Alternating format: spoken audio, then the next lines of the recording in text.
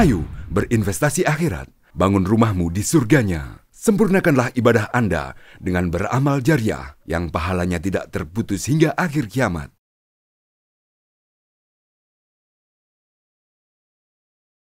Assalamualaikum warahmatullahi wabarakatuh. Alhamdulillahi hamdan katsiran tayyiban mubarakan fih kama yuhibbu rabbuna wa yardah.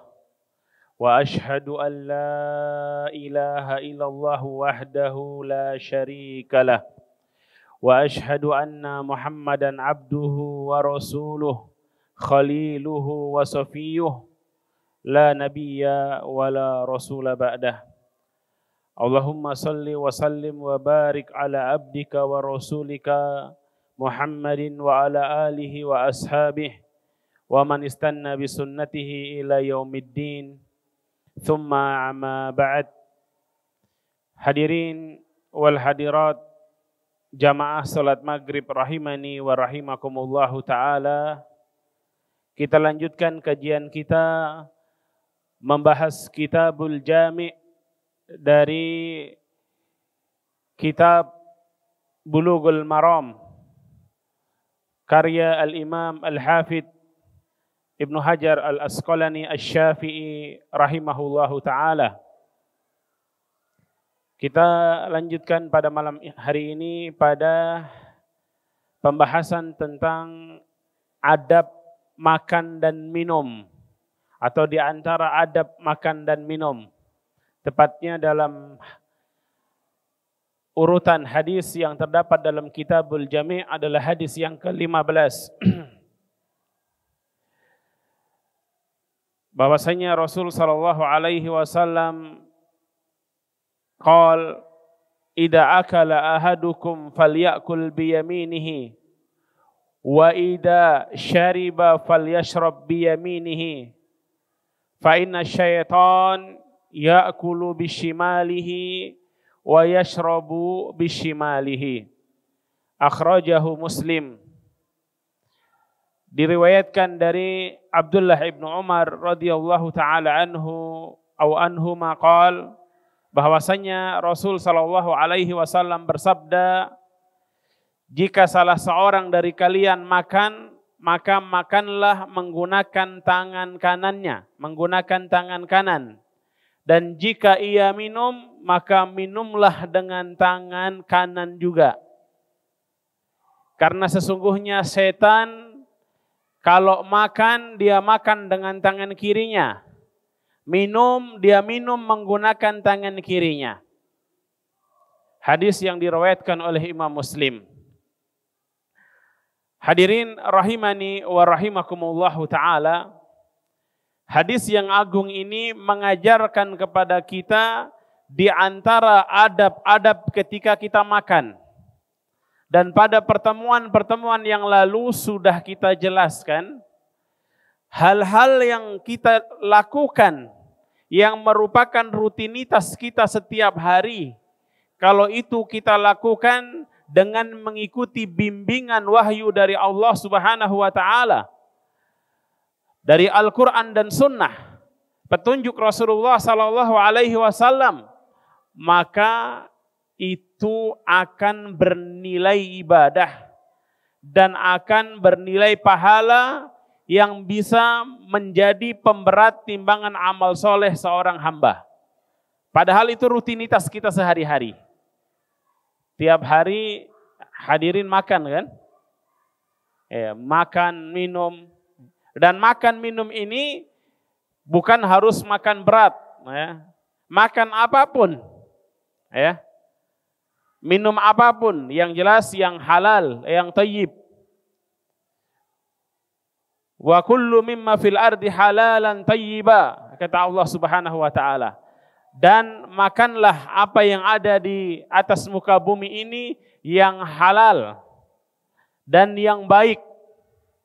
Halal zatnya dan halal cara memperolehnya. Karena yang haram itu juga ada dua jenis atau dari dua jalan. Haram zatnya seperti apa? Khamar. kalau minuman. Atau daging khinzir, ya, daging babi. Haram. Tapi ada juga zatnya aslinya, asalnya mubah atau halal, dia berubah jadi haram ketika apa? Ketika diperoleh dengan cara yang haram. Ya.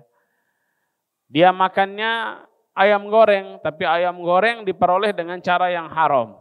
Maka haram. Ya. Maka kita diperintahkan oleh Allah makan yang halal, yang baik-baik. Dan ketika kita makan ataupun minum, Nabi SAW mengajarkan kepada kita makan dan minum itu menggunakan tangan kanan. Nabi menjelaskan sebabnya. Sebabnya adalah jangan kita mengikuti setan. Kenapa? Setan itu kalau makan dan minum menggunakan tangan kiri. Ada yang tahu enggak kalau tidak diberitahu oleh Nabi SAW? Enggak tahu, kita enggak tahu setan, enggak bisa melihat setan ya kan. Dalam bentuk jin. Jangan setan dalam bentuk manusia, ya kan. Setan dalam bentuk jin kita enggak pernah lihat. Ya, kita enggak melihat, asalnya manusia enggak lihat. Namun Allah Subhanahu wa taala karena rahmatnya kepada hambanya. Kemudian Rasul SAW begitu sayang dan cintanya terhadap umatnya. Mengajarkan, memberitahu, membimbing dan menunjukkan kepada umat ini hal-hal yang bermanfaat bagi mereka dan memperingatkan atau bahkan melarang dari perkara-perkara yang bisa mencelakakan. Kita oleh Allah Subhanahu wa taala diperintahkan untuk apa? Untuk tidak mengikuti cara atau jalannya setan. Wala tattabi'u khutuwati syaitan. Wa may yattabi' khutuwati syaitan fa innahu ya'muru bil fahsya'i wal munkar. Dan janganlah kalian mengikuti jalan-jalan setan, langkah-langkahnya setan. Karena siapapun yang mengikuti langkah-langkahnya setan, caranya, metodenya, gayanya setan, sesungguhnya setan itu mengarahkan, menyuruh, mendorong pengikutnya untuk melakukan perbuatan yang keji dan mungkar, waliya'udzubillah. Dan Allah Ta'ala katakan bahwasanya setan bagi kalian apa? Aduwwum mubin, adalah musuh yang nyata. Maka kewajiban kita adalah menyelisihi atau tidak mengikuti, tidak mencontoh, tidak meneladani setan.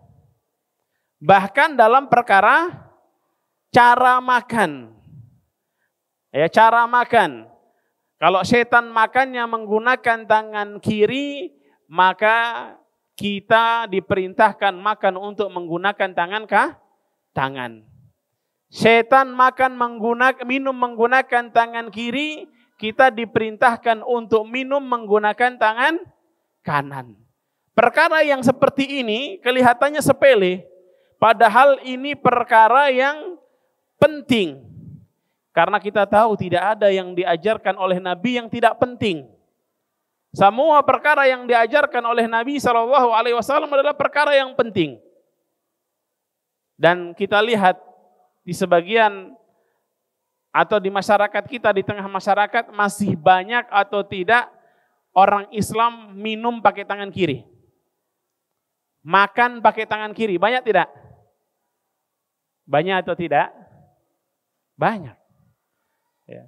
Kadang dianggap biasa, makan tangan kanan, minum tangan kiri.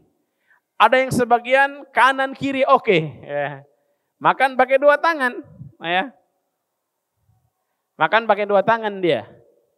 Yang terlarang dua tangan itu, berarti nggak boleh Ustaz makan pakai sendok dan garpu. Kalau kita pakai sendok dan garpu, sendoknya hanya untuk membantu misalnya, atau pakai pisau dan garpu misalnya, Kalau antum makan steak misalnya, antum ya potong dan makannya tetap pakai tangan kanan, ya. Yang mengangkat makanan untuk dimasukkan ke mulut pakai tangan kanan, tangan kirinya hanya membantu untuk memotong atau mengangkat makanannya tadi supaya bisa dipisahkan pakai garpu dan sendok, tapi yang diangkat untuk dimasukkan ke mulut pakai tangan kanan tidak mengapa. Yang tidak boleh dua-duanya dipakai, kanan kiri, kanan kiri, dua-duanya pakai. Ya, satu sendok, satu garpu, ini tidak boleh. Atau tangan kiri saja. Ya. Tidak bolehnya ini sampai taraf apa Ustadz?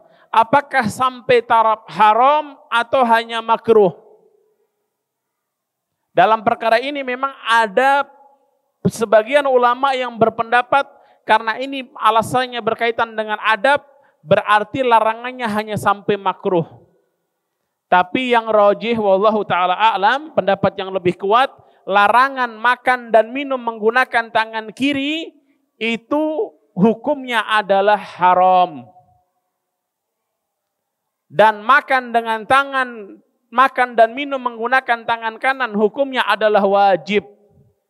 Hukumnya wajib. Kenapa bisa katakan menggunakan tangan kiri untuk makan dan minum itu haram dan menggunakan tangan kanan itu wajib? Dalilnya ini tadi yang pertama. Yang pertama hadis riwayat Muslim ini. Hadisnya jelas. Nabi SAW memerintahkan, "Idza akala ahadukum falyakul biyaminih, wa idza syariba ahadukum falyashrab biyaminih." Ini perintah dan hukum perintah mutlak, perintah asalnya adalah wajib. Kemudian Nabi SAW menjelaskan alasannya. Alasan ini sebagai penguat perintah tadi. Alasannya adalah karena setan kalau makan dan minum pakai tangan kiri. Maka kita berdasarkan firman Allah tadi, wala tattabi'u khutuwati syaitan, kita dilarang mengikuti cara-caranya syaitan. Termasuk cara syaitan makan.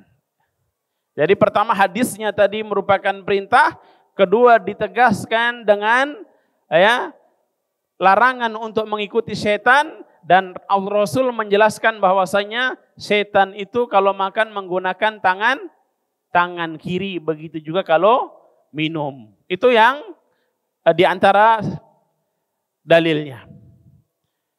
Kemudian dari hadis ini, atau sebelum kita ke fawaid, kita lanjutkan dulu dalil yang menegaskan bahwasanya ini perintah untuk makan dengan tangan kanan dan minum dengan tangan kanan serta larangannya ini wajib. Di antaranya Nabi juga memerintahkan, ya gulam samillah wa kul biyaminik. Ketika Nabi SAW makan bersama seorang anak, ya, kemudian beliau menegur anak kecil yang tadi mengajarinya, beliau mengatakan, ya gulam, nak, samillah, sebelum makan bacalah bismillah, sebutlah nama Allah. Wa kul biyaminik, dan makanlah menggunakan tangan kananmu. Ini perintah. Ya, dan tadi asal dalam perintah itu adalah wajib, kecuali ada keterangan yang menjelaskan bahwasanya perintah tadi tidak wajib. Kemudian dalil berikutnya yang ini juga semakin mempertegas bahwasanya perintah makan, kalau makan harus pakai tangan kanan, minum juga demikian, dan tidak boleh pakai tangan kiri. Ini adalah perintah yang wajib dan larangannya larangan yang sampai kepada yang haram adalah hadis Nabi SAW, ya, bahwasanya anna rajulan akala inda Rasulillah SAW bishimali. Ada seorang laki-laki yang ketika itu dia makan di hadapan Rasul SAW atau bersama Nabi. Ketika itu ada Nabi, dia makan menggunakan tangan kiri. makan pakai tangan kiri. Kemudian Nabi mengingatkan laki-laki tadi, kul biyaminik. Ya, Nabi memerintahkan, makanlah menggunakan tangan kananmu. Orang tadi menjawab, qala la astati. Saya tidak bisa, kata dia. Dia mengatakan dia tidak bisa. Maka Nabi mendoakan orang tadi dengan doa keburukan, la astata. Kalau begitu kamu tidak akan bisa. Dalam riwayat sebutkan mamana'ahu ilal kibr. Yang membuat orang tadi tidak mau menggunakan tangan kanannya karena sombong. Qal fama rafa'a ila fih. Maka diceritakan bahwasanya laki-laki tadi seterusnya tidak bisa mengangkat tangan kanannya ke mulutnya. Karena dia bilang nggak bisa dan didoakan oleh Nabi. Dan Nabi SAW tidak mungkin mendoakan seseorang dengan keburukan itu sampai dia dapat azab seperti itu, kecuali apa? Atas perkara yang haram. Ini di antara dalil-dalil yang menguatkan bahwasanya makan dengan menggunakan tangan kanan, begitu juga minum menggunakan tangan kanan itu wajib. Sebaliknya makan dan minum menggunakan tangan kiri itu hukumnya haram. Lantas bagaimana dengan orang yang tidak bisa? Dalam artian dia tangan kanannya cacat misalnya. Bukan tidak bisa karena tidak mau. Bukan tidak bisa karena sombong. Ya kan? Kemudian atau tangan kanannya cacat atau bahkan mungkin tangan kanannya buntung, maka ini kembali kepada firman Allah Subhanahu wa taala, fattaqullaha mastata'tum. Bertakwalah kalian kepada Allah sesuai dengan kesanggupan kalian. Kalau dia nggak punya tangan kanan atau tangan kanannya cacat, nggak bisa dipaksa, maka gugur kewajiban ini. Gugur kewajiban yang wajib itu kalau dia nggak mampu jadi gugur. Seseorang sholat diperintahkan untuk berdiri. Nggak bisa berdiri, fasolli qaidan. Maka sholatlah dengan duduk, kata Nabi SAW. Duduk juga nggak mampu. Maka sholatnya bagaimana? Kalau nggak mampu duduk gimana? Sholat sambil tidur? Nggak bisa kalau sholat sambil tidur. Kalau tidur nanti mimpi, Pak. Ya. Tidur nanti mimpi. Kalau sholat sambil baring, kalau dia nggak mampu duduk. Ya, kalau sholat sambil tidur nggak bisa. Ya, nanti yang ada mimpi dia. Taib. Dari hadis ini juga, ya, ada beberapa pelajaran lain yang dapat kita petik. Di antaranya Nabi mengatakan setan itu makan. Setan makan. Ya, setan makan. Wallahu ta'ala alam dia makannya apa. Ya kan? Dalam sebuah hadis disebutkan juga ya, di antara makanan mereka tulang. Makanya kalau seorang muslim dalam makan dia, sebelum makan dia baca bismillah, dia makan daging atau makan ayam atau makan ikan, ya.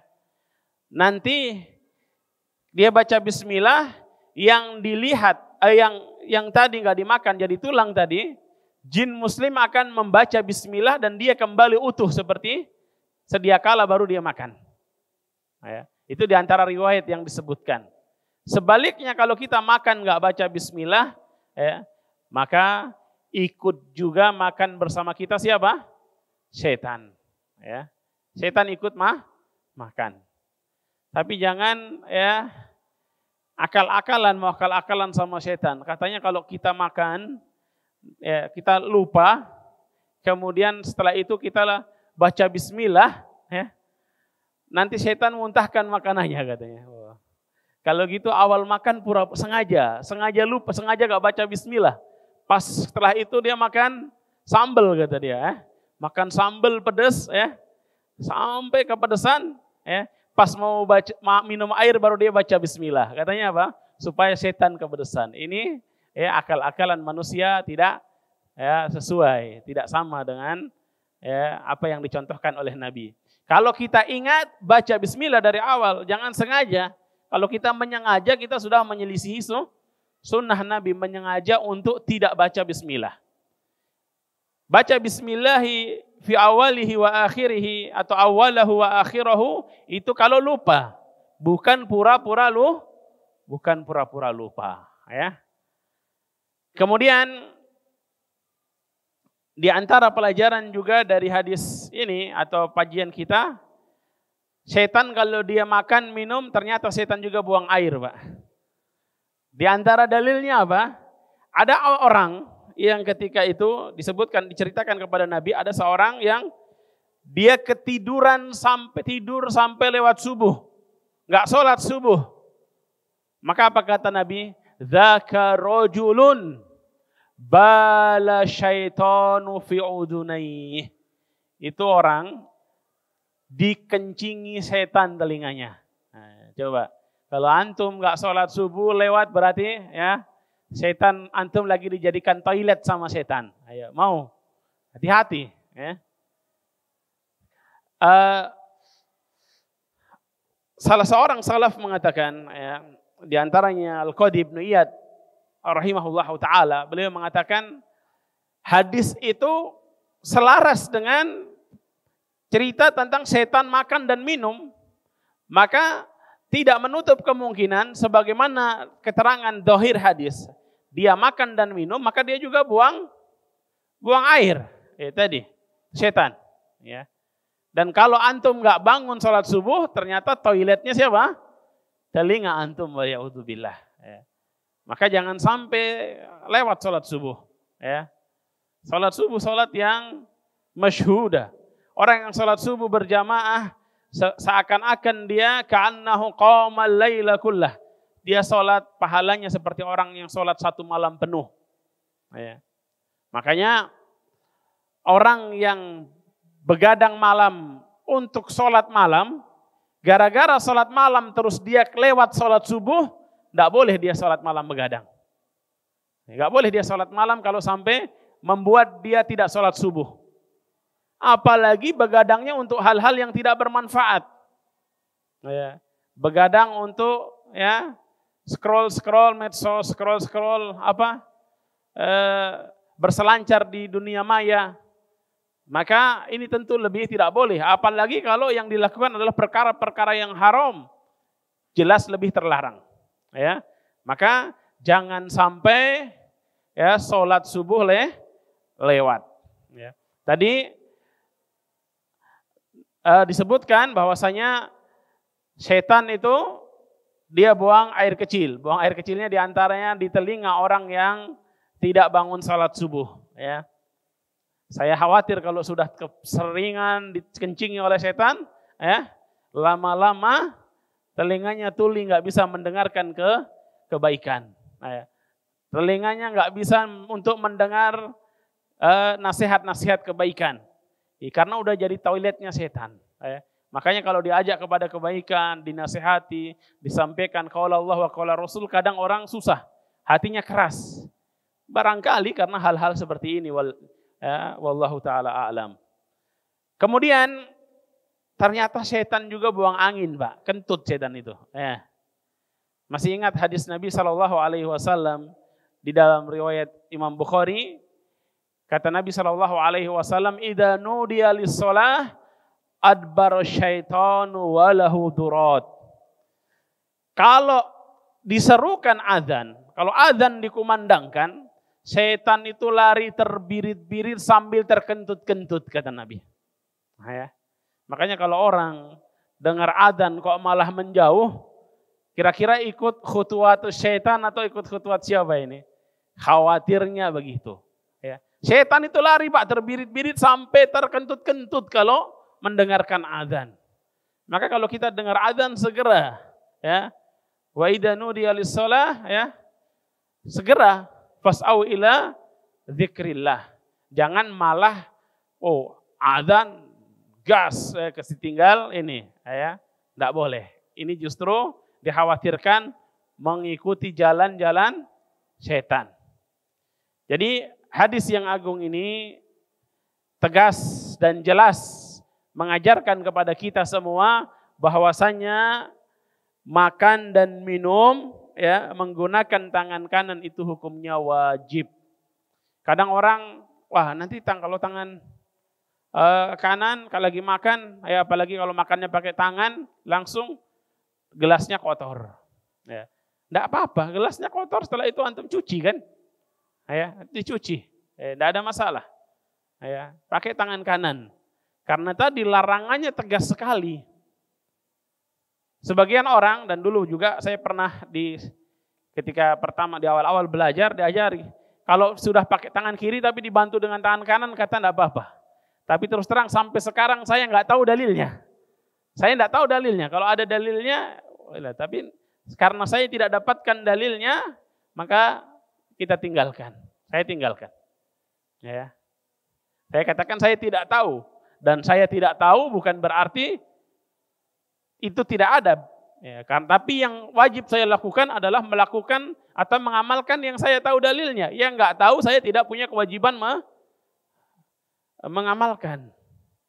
Dan yang tadi dalilnya jelas, yang diperintahkan kita makan dengan tangan kiri, makan dengan tangan kanan, minum juga dengan tangan kanan, dilarang makan dan minum tangan kiri. Ya. Maka makan dan minum pakai tangan kanan, ya tidak perlu lagi tangan kiri dibantu juga dengan tangan kanan. Dan tadi kalau makannya pakai dua tangan, ya dua-duanya mengangkat ke mulut, masukkan makanan ke mulut, ini tidak boleh. Tapi kalau tangan kiri hanya membantu misalnya, ya sama halnya dengan kalau antum makan misalnya kambing, ya kan, kepala kambing, antum pecah dulu, ya. Itu kan susah kalau dipecah tangan kanan saja. Ya, antum pecah tangan pakai dua tangan, misalnya mau diambil apanya, lidahnya atau otaknya, antum mau ambil, bukanya pakai tangan kanan dan kiri, tapi ketika ambil terus dimasukkan ke mulut pakai tangan kanan, ini tidak mengapa. Sama dengan orang makan menggunakan sendok dan garpu, tapi yang mengangkat makanan dan dimasukkan ke dalam mulut hanya menggunakan tangan kanan saja, tidak mengapa. Yang tidak boleh kanan kiri oke. Kemudian makan dengan apa? Tadi sendok garpu sudah sumpit, ya. Kalau itu bukan menjadi kekhususan orang-orang kafir dan kita tidak bermaksud tasyabuh dengan mereka, maka tidak mengapa. Ya, kalau apalagi sudah jadi hal yang umum, orang makan mie misalnya pakai sumpit, pakai di mana-mana. Ya, tapi kalau tidak, ya saya sendiri lebih enak pakai sendok atau pakai garpu. Ya. Taib. Itu beberapa hal yang dapat kita bahas atau kita ulas pada kesempatan yang berbahagia ini. Mudah-mudahan hal yang ringan, hal yang mudah ini bisa kita amalkan karena Allah Subhanahu wa taala, karena ingin meneladani apa yang diperintahkan dan diajarkan oleh Nabi SAW, maka insya Allah ini adalah jalan di antara jalan-jalan ke surga. Ya. Karena tujuan kita belajar adalah untuk diamalkan. Ya, tujuan ilmu adalah untuk diamalkan. Ya, kata di antara perkataan salaf, ya, la yazalul alimu jahilan ma lam ya'mal bi ilmihi. Fa'idha amila kana aliman. Seorang yang belajar, seorang thalibul ilmi, seorang yang belajar ilmu, dia dianggap masih belum jadi seorang alim, masih tatarannya masih orang yang belum jadi alim, belum cerdas, masih jahil, selama ilmunya belum diamalkan. Maka ketika seseorang mengamalkan ilmunya, itulah ilmu yang bermanfaat dan disitulah dia naik derajatnya menjadi seorang alim biidnillahi ta'ala. Semoga Allah Subhanahu wa ta'ala mengkaruniakan kepada kita ilmu yang bermanfaat dan memberikan kita kekuatan untuk mengamalkan ilmu kita serta menjadikan amalan kita amalan yang diridhai oleh Allah Subhanahu wa ta'ala. Wallahu ta'ala a'lam bisawab. Wassallallahu ala nabiyyina Muhammadin wa ala alihi wa sahbihi wa sallam. Wa akhiru da'wana anilhamdulillahi rabbil alamin. Assalamualaikum warahmatullahi wabarakatuh. Ayo dukung media dakwah Masjid Agung Al-Akbar dengan ikut berdonasi pengadaan alat multimedia dan operasional dakwah. Usia boleh terputus, pahala jariah mengalir terus.